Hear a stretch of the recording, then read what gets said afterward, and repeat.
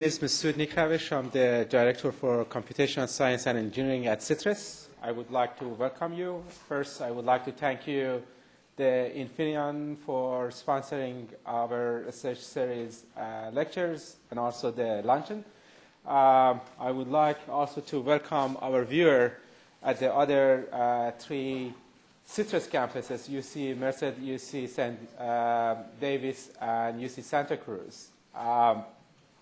And a few announcements. We'll have the Cal Day on April 17. That will be a talk with Greg Niemeyer at the 1 p.m. here at the Community Sciences. And then also at April 22, they have a poster and judging for the big ideas of the students. Today, it's a great pleasure to have Josh Bloom, our faculty at the Astrophysics group and Astronomy. Josh graduated from the Caltech with a PhD. Prior to that, he was at the Harvard and also the Cambridge University. He spent 3 years at the Harvard as a fellow there. He's the PI of the largest telescope, infrared telescope, and I think they are published over 100 of the referee journals, papers, and others, but there are a few significant things that I would like to mention today. So he finally finishes a new book on the gamma burst, which is the area of his area of expertise. But also there is recently they discovered they call it the farthest or the far distance star from our Earth. That is actually, it happened 600 million years ago. Apparently, no. It took 13 billion years that signal comes to the Earth, but it happens on 600 million years when the Earth was 600 million years old. Josh also is the PI for the CDI NSF project that is focusing on the streaming of the largest scale astrophysical data and also looking for the transient stars, one of the challenging program. Today he's going to give us an overview of some of these projects, and it is a great pleasure to have him here. Josh? Great, thank you very much.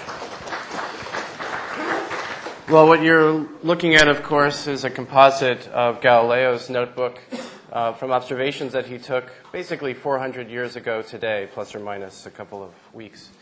It's a revolutionary set of data, and it shows, of course, the discovery of the large moons around Jupiter, which until that time were not known.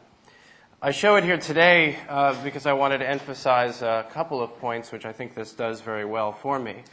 One is that using new technology, in this case, using a telescope, and instead of pointing that way, pointing that way, can herald revolutionary discoveries that change our worldview. And in this sense, if you'll remember back to your history books, the Ptolemaic worldview, that the universe was fixed, and these perfect orbs, which we called planets, were indeed perfect without any blemishes. Certainly there was no room within that worldview for moons which orbited these perfect orbs.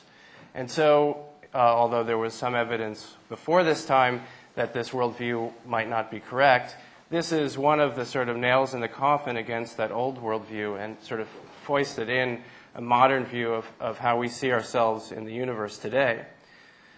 The second thing to note, of course, is that this is a time domain observation. That is, the data were taken in time, and it's the motion in space that actually led to the inferences of what these things actually were.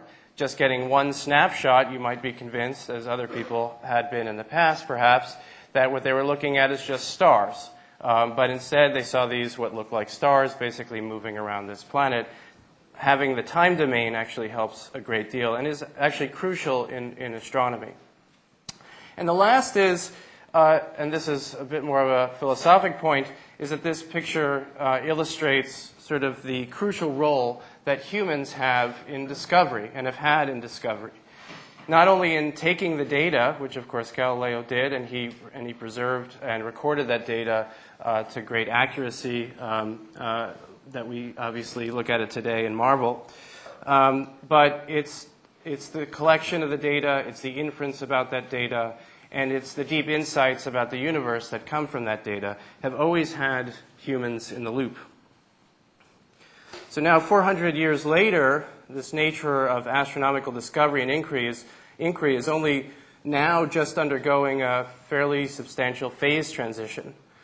Not only do the objects of interest require larger and more sophisticated telescopes, it's the dynamic universe, it's the changing universe that sometimes demands reactions by us humans and the resources that we have at our disposal on timescales that are faster than we can actually collect information and respond if it was just us in the loop. So if we couple that now with all the massive data sets and massive data rates that are now coming online, it becomes very clear that the traditional role of astronomers is changing too by necessity. What's not really changing, however, is this pathway to science. Getting the data or just observing the data with whatever instruments you have at your disposal, and then finding, say, individual objects, say, in an image, and recording the properties of those objects, where they are on the sky, what their brightness is, etc., then leads, if there is a keen mind looking at that data and recognizing how that data perhaps fits in or doesn't fit into a current paradigm, to discovery. Discovery, say, of a new object, say one of the Jovian moons, or some of the other types of objects that I'll be talking about in a minute, then isn't the end, of course. It's saying, I now have something new and I'd like to know a lot more about it. Maybe I only have an image in one filter and I want to see what color it is. Maybe I want to disperse the light and get a spectrum of it and see what particular elements might be in that object. That's what we call follow-up, and that's where we basically bring more resources to bear on the thing that we wound up discovering. And then after that, after the follow-up, you take the totality of the information, and obviously you're helped by the theory of the types of objects that you're looking at, and you create some sort of scientific inference. What's obviously very interesting, of course, is where discovery happens, when discovery happens, and how it happens, and how we then use those discoveries to decide what sort of resource allocation we want to bring to bear on the problem. Before getting into the hardware, the software, and some of the new technologies that we've all been thinking about, I thought it'd be useful to introduce you all to what I call the dynamic universe. This is the changing universe. This is things that move on the sky and things that go bump in the night. Here is perhaps the most important three-frame movie you'll ever see in your life. You may not know that now, and you may not know why, but I'll hopefully press upon you that that's true. Here's this little object here, which appears to be moving. This is data taken, I think, something like 60 seconds apart over the course of a few hours.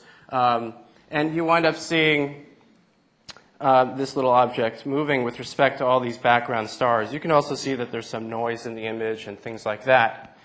Does anyone have any idea what that object might be for the non-astronomers in the room? It's not an asteroid.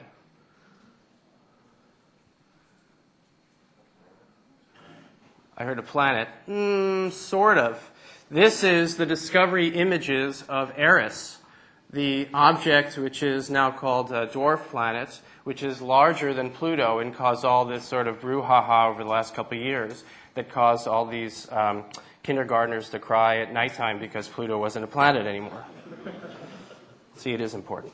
So motion in space is important. There's another much more slowly moving object which was just announced basically last year, year before, called Fomalhaut B. It moved by a small amount, a tiny fraction of, say, what the full moon subtends on the sky over the course of just a few years. And these are images taken with the Hubble Space Telescope. It looks like you're actually looking at things twice, but we actually have an image overlaid with another image taken in 2006. And you see that from 2004 to 2006, this little thing, which is moving around a very, very bright star, which is off screen here and you can't see it, is actually the first image of an extrasolar planet ever obtained. Just acquiring this data, and this is one of the important points I wanted to tease out here, just acquiring this data and looking at it doesn't inhere any discovery. you have to look at this data and realize what you're seeing is something moving, and what that thing is actually a very important object. So taking the data doesn't mean that you actually understand the data. In addition to motion in space, this dynamic universe also means changing of brightnesses. Here is what astronomers call light curves taken over the course of a few years in 4 different filters. So you have colors that you basically put in, or filters you put in front of your detector, and you take a bunch of data. And you see that this source appears in any one of these colors to be essentially constant over several years.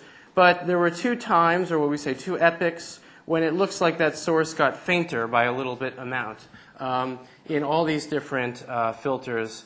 And this is one of the few objects in a set of something like 20,000 that we searched that had this property.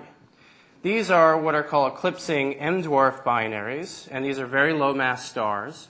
And the utility of finding such things in data that was taken not for the purpose of finding such things, but for the purpose of something else, was that we then could apply lots of resources to understand what these objects were and get some fundamental properties of these things. And in particular, we were able to determine the mass of this, now in units of the mass of the sun, and the radius of these objects in units of the sun as well.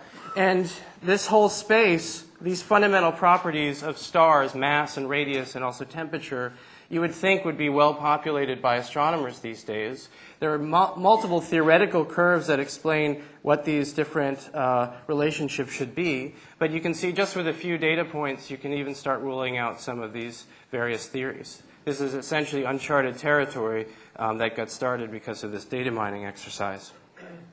So here's this example path in reference to the first slide that I showed you of an observation and finding of these various objects on the sky. This was taken with the Sloan Digital Sky Survey, the second incarnation of that on a 2.5 diameter telescope. There's basically a very small fraction of the sky, 250 square degrees, covered in 5 filters. And the data were taken every 2 days or so over the course of about 4 years. That led to something of order 800 million detections of different objects. Then discovery, well, that was basically just brute force, specialized codes that my graduate student, Cullen Blake, wound up writing, inspecting these light curves, figuring out what was spurious data, et cetera, a fairly tedious process.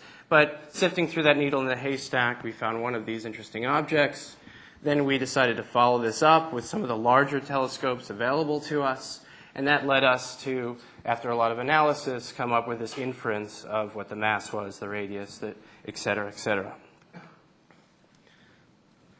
In addition to these nearby objects in our own galaxy, of course, as Masood was hinting at, there are very violent, massive explosions in very distant galaxies. Here is what will be a movie of a supernova going off on the outskirts of a very old galaxy, which is something like 10 billion light years away. This right now is just an artist's concept. There's the supernova going off, and now we zoom out, and we actually start looking at real data from the Hubble Space Telescope. We go farther and farther out, just giving you some context to what this needle in the haystack work might be. And while it looked like that supernova got bright and faint over the course of just a few seconds, the typical time scales associated with the rising and the falling of this brightness is of order weeks. So you actually have a while to find some of these things. In the universe, there's about 1 supernova every second. But with our current technologies, the state of the art is that we find about 1,000 supernovae a year as a human population. It's obviously a very difficult thing to do because you are trying to find brightness changes over the course of the entire sky, and you don't know when one of these things is going to happen in which galaxy, and it's a significant challenge. Supernovae, of course, are some of the bread and butter of the dynamic universe and the science that we derive from the dynamic universe.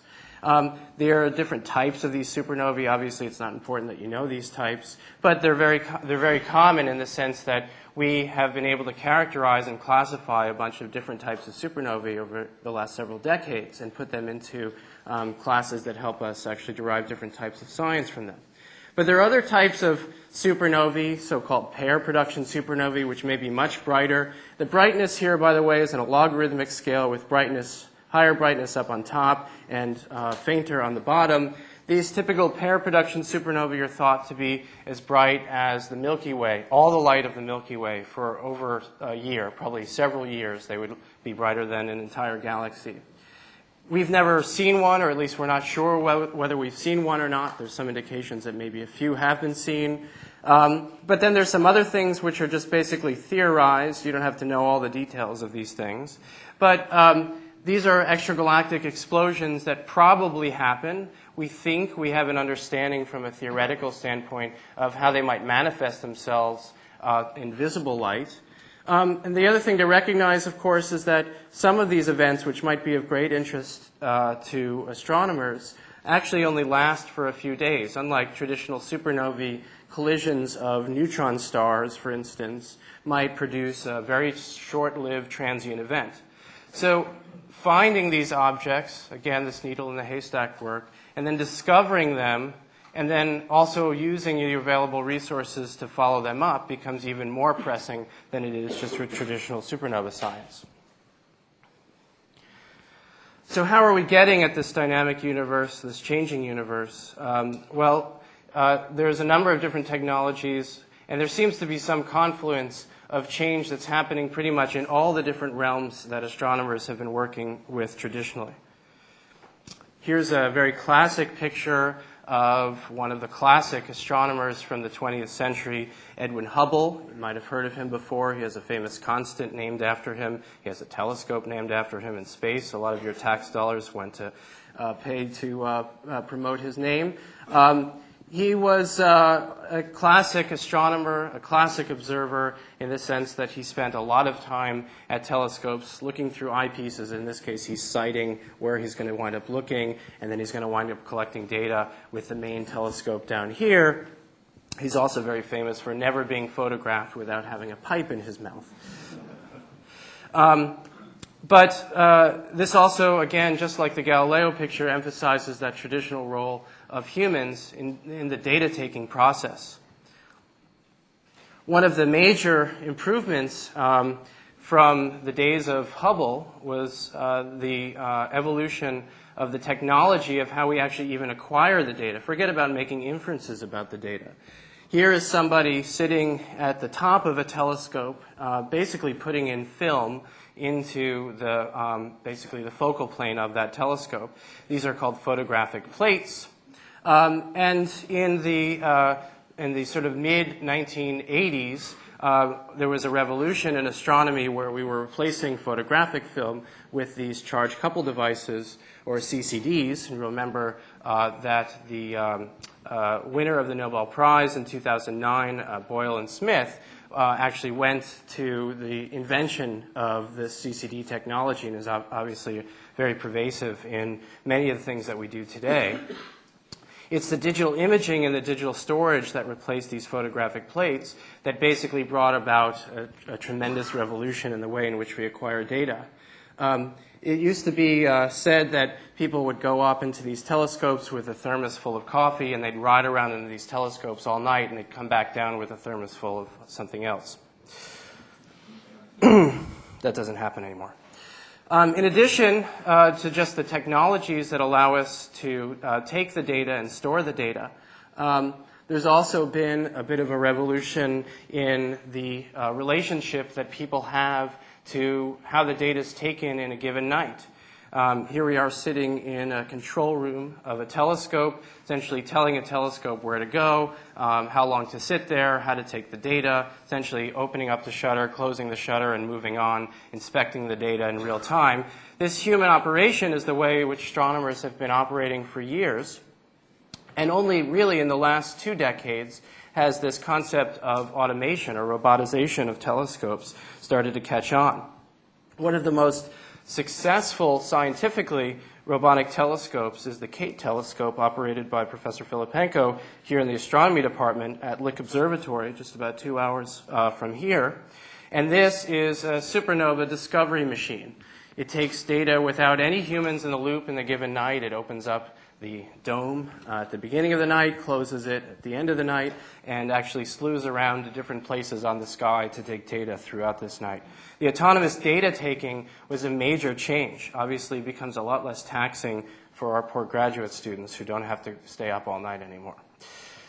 But beyond robotization, there's also this sense, and where we're all heading, of this intelligent data collection. Here I am standing in front of a telescope that I automated as part of my postdoctoral career, and I still operate today. It's called PeriTel, the Peters Automated Infrared Imaging Telescope. And beyond this robotization, we want to have the telescopes do a bunch of things. We want them to not only take the data without any humans in the loop, we want them to figure out actually what they should be observing based on some complex optimization over all the priorities of what people have said they wanted, say, during the daytime. We also want them to be very careful about weather so that when it starts snowing or raining or locusts come, it will close up. So detailed weather sensing and reactions to the environment is an important component of all this. And perhaps most important in the context of the dynamic universe is these quick reactions. Having no humans in the loop means we can essentially send an email to the telescope. It can start slewing onto a position on the sky and start taking data in a matter of seconds. And so this allows us to basically have these now intelligent data collection agents. We're somewhat cheeky on our website in saying that we're the robotic transient astronomy for the 21st century. You might sort of scoff at that, that's fine. But we are one of the first telescopes to ever Twitter itself while it's observing. So after it starts observing, it starts sending out Twitter messages. And then people who are following this Twitter stream can actually go and see what the telescope is looking at while the telescope is looking at it. So the hardware, these intelligent robotic agents, are basically now how people think about building new telescopes, and retrofitting old telescopes has also become in vogue. And it's gotten a bunch of people in the astronomy world very excited about what happens now that we have these intelligent collection agents. These smarter telescopes will show you things you've never seen before. And those of you who haven't seen this down here, you might note this amateur astronomer cowering as this large, very unwieldy-looking telescope comes to take over its livelihood. So one of the big challenges now is, now that we're able to do this automation at the hardware and software level, is how do we get these smart telescopes to talk to each other and even to federate themselves, that is, make sure that they're optimizing what they observe on the sky without any humans in the loop during the course of a night. One of the main problems is that the way in which astronomers announce what they're doing or what they've seen, how they announce discoveries, is nothing much more than a telegram. It's a modern telegram. It comes in the form of basically an email. But you notice that these emails, this is from the Astronomer's Telegram, which is sort of state-of-the-art for how discoveries are announced, have some hypertext markup associated with them. There's some references to other telegrams. And you see it's just written basically for a human to be able to understand. So whenever you start writing in natural language, of course, it means that you're obscuring sort of the underlying data that, say, robots who might want to be parsing these messages might want to respond to certain types of events. So one of the things that I took upon myself starting in 2004 was to help the international astronomy community come up with a messaging scheme that would allow us to announce and talk about events in a sort of machine-readable way. This is what's now called as a VO event, and has a large group of people now working on this messaging scheme, and has now been vetted by what's called the International Virtual Observatory Alliance. The IVOA is sort of the IEEE of standards in astronomy. And it's nothing more really than an XML message that describes who, what, where, what, when, and how something happened on the sky. But because we now have this common language that robots can talk, it allows these robots to actually start creating networks. And over the last few years, we've been building up something called the VO Event Network, which is also related to another network called the Heterogeneous Telescope Network, where we have what looks sort of like the prototype of the internet itself, these sort of major nodes, these backbone nodes that actually are passing messages around. And this is actually a working network, and it's growing every day. Understanding how to get these robots all talking to each other, how to federate and get better data and make scientific inferences, how to basically do better follow-up has been a major thrust in the community for the last couple of years. Here's I don't know why we have these apocalyptic views of robots, but here it is, from a conference that I organized about a year ago down in Santa Cruz. The hardware and software for doing this is now coming online, for doing this good follow-up. But as you remember from that first diagram, you can't do good follow-up without good discovery. And until recently, discovery in many ways has been basically the bottleneck. Finding new and interesting objects for this willing and able network to react to has actually been sort of a rarity, and it's actually been fairly difficult. So where do these discoveries come from? And the very exciting thing about the epoch that we live in now is that it truly is the dawn of the time domain discovery engines. One such engine that I'm associated with, the Palomar Transient Factory, as it's called, is actually operating on that same telescope that you saw Hubble standing at. He's not there anymore, of course, so we kindly took all the equipment that he had and had used before out of the way and put in monitor detectors, roboticized the entire telescope, and now we're taking data nightly. The goal of the Palomar Transient Factory is fairly simple, but obviously fairly ambitious. It's to characterize the entire transient and variable sky, looking at things that go bump in the night. We have a 100 million pixel camera that's now mounted on the telescope, and we get something of order that should say gigabytes a night, a few gigabytes per night. But this is only the precursor. What comes next is this 800-pound or 800-ton gorilla in the room, the so-called Large Synoptic Survey Telescope. It's got a number of partners throughout the United States and is slated to begin at the end of this decade. It will be collecting 1 gigabyte every 2 seconds, and it will be finding something like 1 million supernovae a year, something like 100,000 eclipsing binaries, like the ones that I showed you before, and something like 10 million asteroids. It's going to be collecting of order 800 million light curves every 3 days and updating them. It is truly a behemoth. And this is the thing that we're all looking towards in the future and trying to make sure that we're able to deal with the data rates.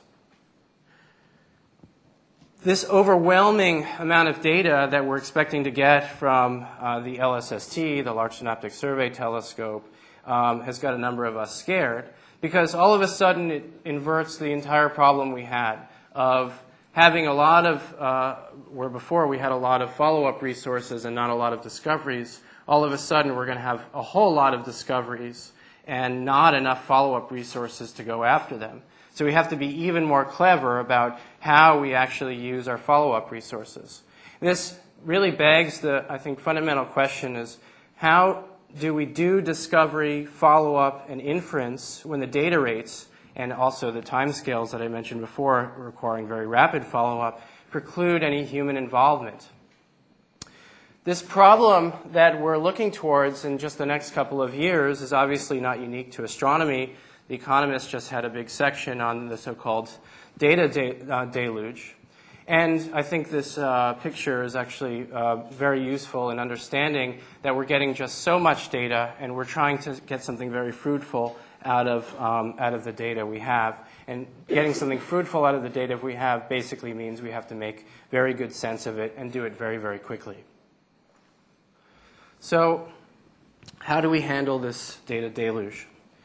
The approach that we've taken within my collaboration, which we call the Transients Classification Project, is one that will use machines and software and intelligence software to help us with the discovery process. And not only the discovery process, but the process of actually doing scientific inference. Again, it's this abstraction of the traditional role of astronomer into this modern era where humans are not in the real-time loop.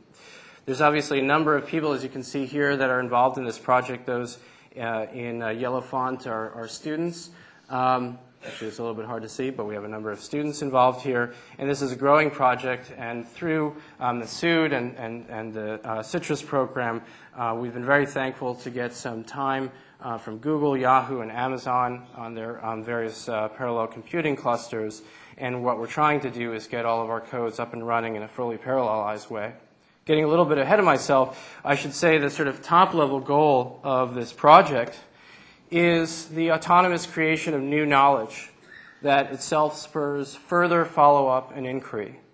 And what we're really trying to do here is take all of this data that's coming from, in some cases, not just one source of a discovery engine, but maybe multiple catalogs that are local or on the web, and generate probabilistic statements about what those things actually are. And that, for many of us, means classification, putting those into certain buckets of things we know. But it even means putting these various objects, which might go bump in the night, into buckets of things that we don't know. What do we do if we find an event that we've never seen before? How do we even know that we've never seen it? How do we even discover it? We want to provide this access to all the people that we're working with to the current events and the past events. We want this framework that we're hoping to build to be able to learn from its mistakes. So as people say, I just spent a whole lot of my follow-up resources chasing after something you told me was X, but it turned out to be Y, and now I'm mad at you. And then we want the ability for this framework to be able to adapt and change. And perhaps most important, we're hoping this framework is going to be able to operate at sufficient and scalable rates so that if we triple or add by something like 5 or 6 orders of magnitude the amount of data that we get on a given night, we're not going to be completely swamped. Already with the Palomar Transient Factory, we're sifting through gigabytes a night, and as I said before, with LSST, it'll be up to terabytes of imaging data nightly. This is just one frame taken every minute with the Palomar Transient Factory, and you can see the full moon here to scale. We're getting a tremendous amount of the sky in any one go. To give you a sense of how this discovery actually happens, we get in all these different images something like 1.5 million candidates per night. That is, things that appear to be changing, either getting brighter or fainter. Forget about moving for now.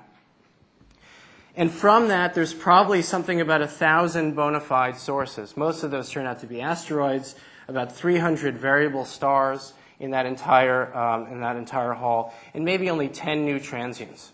So this reduction by something like a factor of 10,000 or 100,000 is obviously a major issue for us, and it's already happening at the gigabyte a night rate. So you can imagine a couple of approaches here. One is you just get 10 to the 3 undergraduates looking at every single one of these candidates, and you make sure you crack the whip, and they tell you what the objects are that appear to be good. Or you can start using machine learning to help you sift through this data and drill down into the most likely candidates. So we've done that. As part of the project, we built what we're hoping will be an open crowdsourcing platform for all scientific research, where you can basically upload a project where you have a bunch of questions that you want to ask a bunch of people and then get back all the results in database form. And so what we did is we exposed to the experts in our collaboration some images. Here's a new image of the sky, which is called a postage stamp, just to zoom in around a single object. And here's the reference, that is a stack of the static sky around that part of the around that object, and a difference. And you see that this looks like a pretty lousy subtraction. And so the human here has said that this looks like a pretty bogus subtraction. I don't think that looks real. And then you have one here, a subtraction that looks maybe like it's real, who knows. And here's one that actually turns out to be real. Now, those of you looking at this might say this is a bit of a black art, and in some sense that's the point. There are a number of us who are used to looking at these subtraction images and making these very complex inferences with our neural networks. that we have in our brain, and deciding whether this thing looks real or not. But by marking up a number of these, and because we have metrics on these various objects that we derive from our images, say the total brightness or the total ellipticity of the residual here, etc., we can then use just classic machine learning techniques to figure out what the important parameters are and get into the objects that are most likely real. And we've created this metric called real bogus, which is basically a number going from 0 to something like 1. And we apply that to all of our candidates before any humans even look at any of the data. This is all just done in software. And we get something very interesting and obviously not very surprising.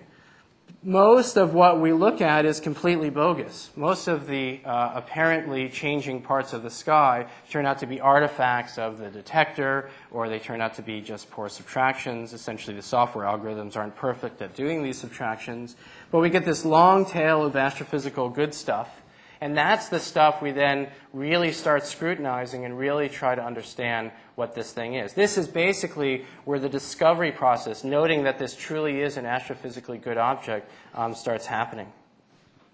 So we have something of order 10,000 variable stars and transient objects now projected onto the celestial sphere here. This is the location of Andromeda, this red dot which is circling around. And we have something of order 200 to 250 nights of data that we've been able to collect and get to these 10,000 sources. So this is a fairly major triumph for the Palomar Transient Factory. In some ways, this is just telling us where things are on the sky, where there is a very interesting object that appears to be changing in that part of the sky. But what is it? This is where we now get into classification and scientific inference. And obviously, we're now down into the 10,000 object level. You can imagine start having humans back in the loop at this point. But we're interested in going beyond that because we are thinking ahead to LSST. So what do you do? Well, it's not just the place in the sky. It's how that object is, or that source is changing as a function of time. We get back to these things called light curves. And here we have 4 different types of objects, 4 different classes of objects. And you see the very different time scales here on the x-axis. These are very short eclipsing systems where the eclipses and the overall period of this binary system is much smaller than a day. Events and objects that are happening and binary systems that are happening and changing on order of a day. And then we have supernovae, and then we have long-lived variables. And we have this huge classification tree of objects, pulsating stars, eclipsing systems, cataclysmic systems, that is systems that blow up. And you would think that all we need to do is just watch basically all these different objects that we found and identified as being interesting or potentially interesting for a long enough period of time to then come up with an inference and just get these very well-sampled light curves.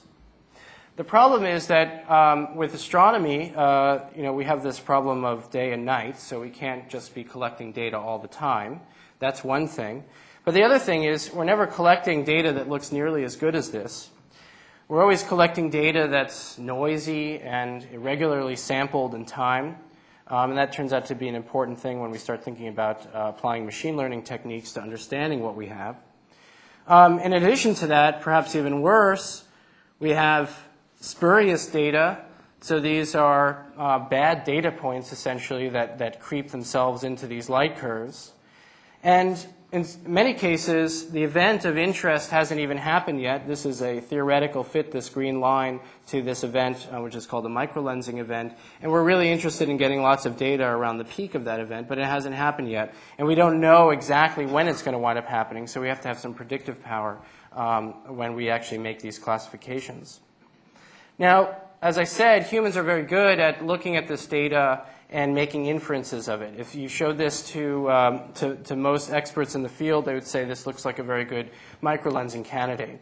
And indeed, in the past, when people have done synoptic surveys with far less data in hand, they've been able to build some very nifty web pages, get this sort of visual analytics approach, showing a human on basically a given web page all the data that one would need to know to make some inference about what this thing is. Here are some spectra here. This is the equivalent of what I showed you before of these subtractions from the reference and the new, and a whole bunch of other data. So a human could look at this, an expert trained in this could look at this and then decide what to do next.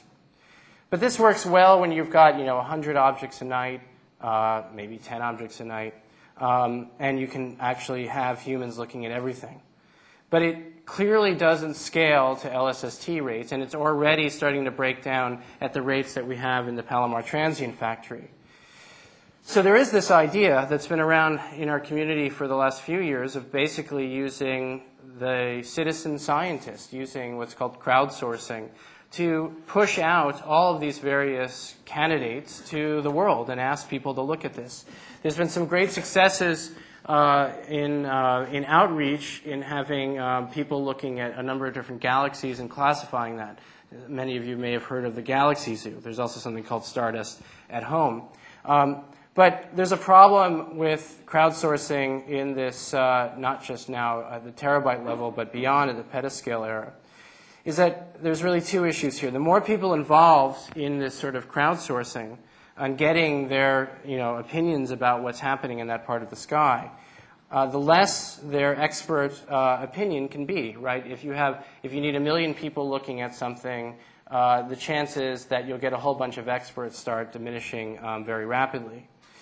And the other point is that if you can use just a few humans to train on a training set, and then you can apply machine learning techniques to actually get similar answers. Maybe they're not exactly as good, or maybe they're gives you a slightly different answer. You should do that. One of the problems that we've had in the astronomy communities, I think we've been so excited about outreach at some level that we wanted to sort of show the world what we've got in terms of all this great data, and we've been pulling back all this information from them. But it hasn't been, in the end, all that useful. And indeed, as people have started looking at the results, say, from the Galaxy Zoo, they've been able to train very simple classifiers to do just as well as millions of people and millions of people time hours spent on these projects. So we really are interested in pushing to the limits this machine learning approach to classification. And there we have kind of two main topics of data that we can use, main sources of data. One is the time series itself. It's the color. It's the changes of brightness. And we can use the time series and try to compare it to the other light curves of other sources in all the different classes out there. We can also use context. That is, we can actually say, well, where did this object actually happen in the sky? If you came up to me and you said, I just found an object last night, I wouldn't really say, well, what was its brightness and what its light curve looked like? I would say, well, was it in the ecliptic plane of how the Earth moves around the sun? Because that was probably an asteroid. And you say, no. And I'd say, well, was it near the galactic center or in the galactic plane? You say, no. Well, okay, it's probably not a star. Was it near a galaxy? And you say, yes. And I say, what color was that galaxy? And you say, red. And then I say, was it at the center of that galaxy or on the outskirts of that galaxy? And you say, on the outskirts. I say, okay, it's a type 1a supernova. And I'm right. So without knowing anything about the time series, but just knowing where the thing happened actually goes a very long way in helping us get a classification. And in the context of not a lot of data, context sort of reigns supreme. And then as we get more data, the actual light curve itself winds up becoming more and more important in making a classification statement. So how do we do this? We've got this heterogeneous data, and we now need to somehow sort of ram it into these traditional machine learning frameworks. And the way in which we are currently doing this is taking all these different light curves and basically crunching as many numbers out of that, turning these light curves into real number line, what are called features. So we've got all these variability metrics, metrics about periodicity, shape, et cetera, and all the context metrics, like I said before, the distance to the nearest galaxy. And it's very clear to most astronomers that if you can do this, and you can do this very quickly, you can pretty quickly put different objects into different classes. Here's a plot showing a bunch of different classes of objects. It's not important that you know which ones are which. Where I've plotted now period and log period in units of days. So this is 100 days. This is 1 day. against some sort of principal component analysis applied on the light curve itself. This is very well sampled data, and you can see that you get some great distance between these various classes. One of the issues, of course, is that we don't always have great data on all the different classes. And in fact, somewhat surprisingly, when we started off with this project, is that if we're trying to actually learn from what's already out there, the classes that already exist, we actually couldn't find a lot of data that was in sort of a regularized, easily digestible format. So we wound up creating a site called .astra.org, which became a repository for all the publicly available light curve data on all the different classes of objects that we could get our hands on. And it now allows astronomers to go through and browse and find different light curves of different objects and look at objects by classes or look at objects by other properties, and allows us to then visualize those light curves as a function of time, and most importantly, pull over some sort of homogenized, regularized markup of that data. So that's been incredibly useful because it allows us to now train off of that data. And the way in which we do this, just schematically to show you, is we have an instance of some object of, say, class blue triangle, that is, in this case, maybe a supernova, and we've got its time series data, and we know where it was on the sky. And then we derive all these features off of those, all these different extraction modules, that turn all this data, this heterogeneous data, into something on a real number line, in a multidimensional real number line space. And then we can do that for all the different classes of objects of type blue triangle and produce distributions of all these different numbers in this different space. And then we can look at other types of classes, in this case light blue triangle, should have used a different color, maybe a different shape, and we can basically compare these different distributions. And you see that in some of these different spaces here that there is no distinguishing power between these guys, these two different classes. But in some cases, you get a lot of distinguishing power in these examples here. So if I had a new instance of an object who I thought might belong to this class or this class, I could do the same technique and I could actually extract out this information and figure out which one fits better. So we're now applying a range of standard machine learning techniques to this data and trying to come up with probabilistic views. In addition to that, we also have knowledge, of course, of how different types of sources, specific types of sources, change. And so we can create traditional fitting, basically algorithms like chi-square fitters that tell us how well we're doing. Here's the light curve of this microlens that I showed you before, this event where it gets really bright and goes faint, and you see this little spurious data here. And you see two classifications. Basically, what's the probability that this object or this event belongs to this class of microlensing? And you see that we have this thing called J48, which is just a machine learning algorithm that after something like 150 epochs winds up realizing that this event that happened is really not happening again. And so what happened was actually probably a microlens. And then we have other examples where we have this fitter that it says, ooh, boy, I really look like a microlens up here. It rails to a probability of 1. And then it winds up seeing all this spurious data and says, maybe that wasn't a microlens, that was something else.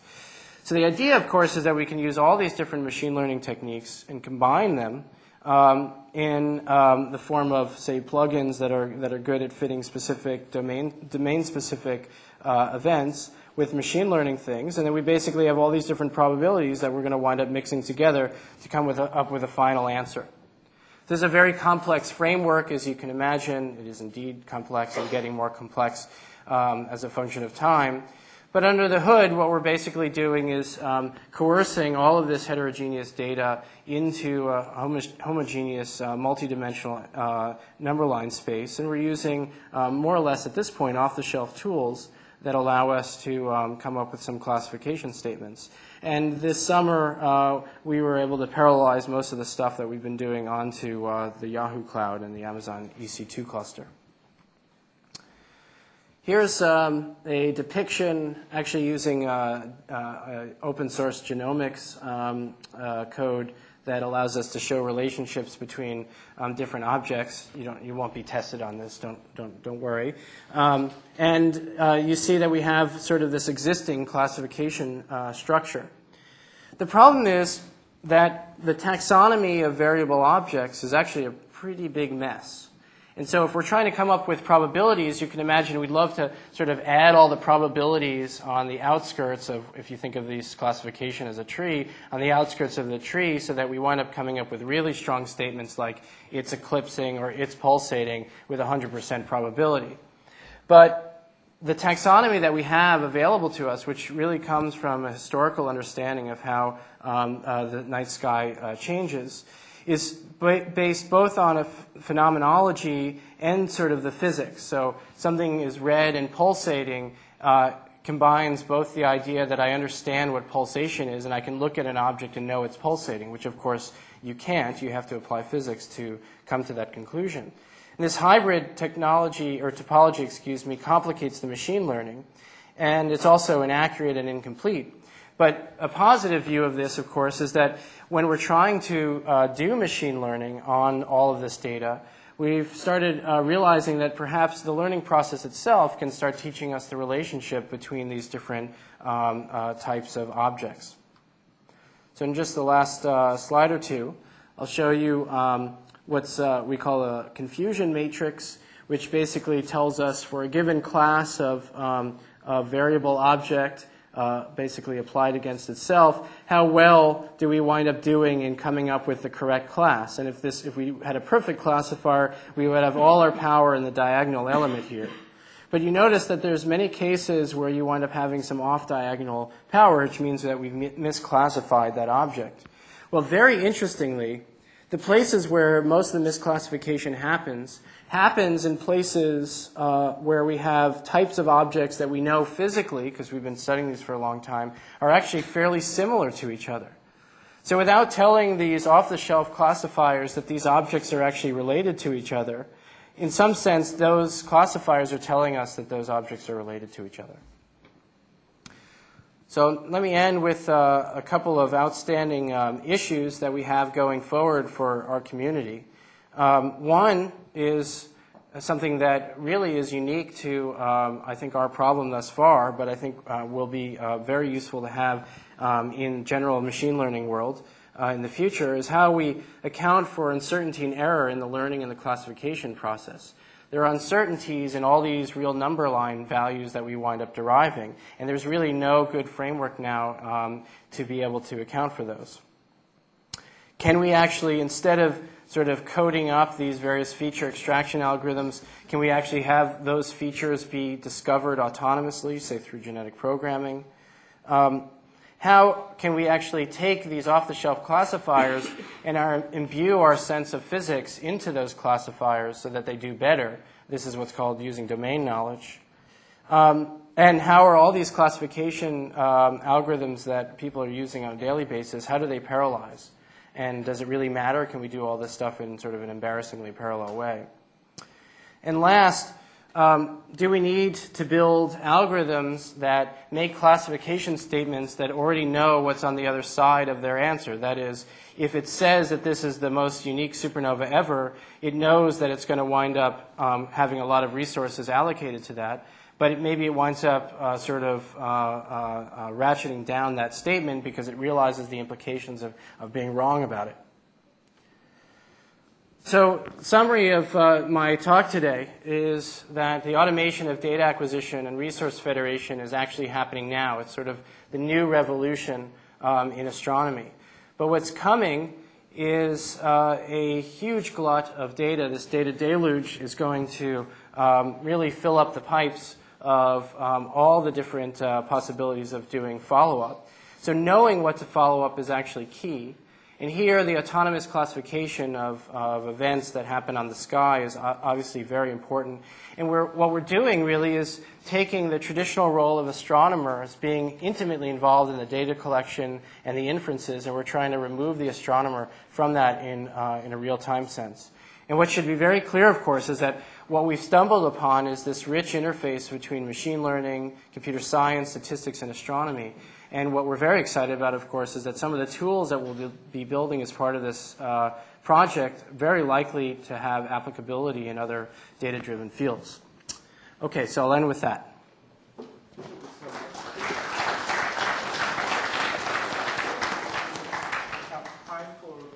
questions or comments?